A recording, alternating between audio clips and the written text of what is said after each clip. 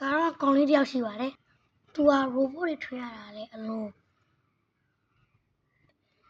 သူက robot တွေဒီတွေကလာကိုအရင်ချိန်နဲ့တက်ပါတယ်တရက်မှာတော့သူရဲ့ရွေချက်ကတော့ဒီကဘာမြေကလူတွေကိုဒီ robot တွေနဲ့ပဲကူညီချင်တာပါဒါပေမဲ့လည်းသူကဒီ robot တွေကိုမစီးလို့မရသေးပါဘူးသူလိုချင်တဲ့ပုံစံကသူက remote နဲ့ throw လို့ရတဲ့ remote တွေကိုလိုချင်တာပါအဲ့လိုနဲ့ပဲတရက်မှာသူ robot တစ်ကောင်ထွင်มาတော့တယ်မှာပဲသူဒီ robot ကိုထွင်มาတော့တယ်ဒီ robot ကျွန်တော်ဒီဇလန်းထဲမှာလည်းပြမှာပါဒီဇလန်းထဲမှာပြပြီးတော့ဒီဇလန်းထဲမှာပြပြီးတော့ဒီဇလန်းထဲမှာချမှာပါ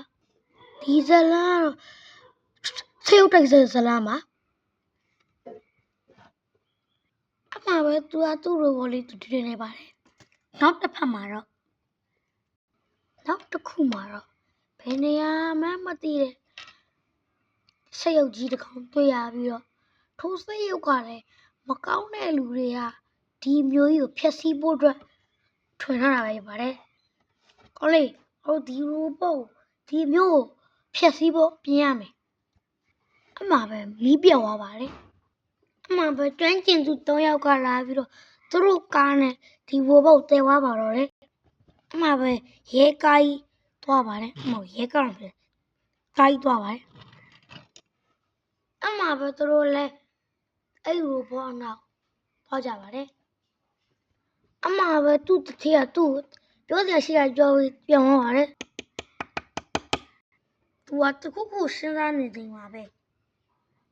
ဒီဘေးကနေဘုံကြီးကြတာပါဘောအမှားဒီ screen လေးဖြူရပါတယ်ဖီဘေးမှာတဖြည်းဖြည်းပြန်မြင်ရပါတယ်သူခုနသူဘာဖြစ်လိုက်မှမသိဘူးဘယ်မှမသိရှိ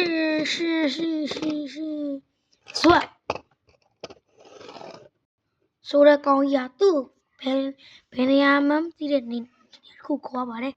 အမှားပဲသူ့တပြက်စီးနဲ့ခေါင်းထုပါတော့တယ်။ကြောင်မင်းအဖွဲ့ဝင်ကြီးအကြောင်းပြောပြမင်းအဖွဲ့ဝင်ကြီးကလူဆိုးတွေလို့ငါတို့ကြားထားတယ်။ဘာလို့မင်းတို့ကမြို့ဖက်စီးကျင်တာတော့မပြောဘူးရ။အမှားပဲဟောထုပါတယ်။ပေါင်အမှားပဲတပြက်စီးနဲ့ပြန်ရင်ပါလေ။အောင်ပြလိုက်တော့အမှားပဲပေါ့နော်ဘယ်မှမသိတဲ့ကားကြီးတစ်စီးနဲ့ဒီပေါ့နော်သူ့ဒီလေသာနဲ့သူ့ပြစ်ပါတော့တယ်။မသိပါဘူးလူဘူးheadshot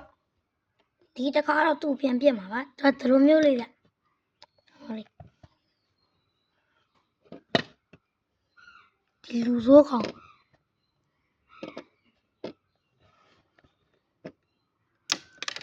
အားကြောင့်ဒီဝါ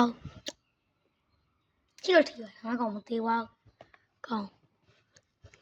သူလဲကြတဲ့ထီပြစ်ကောင်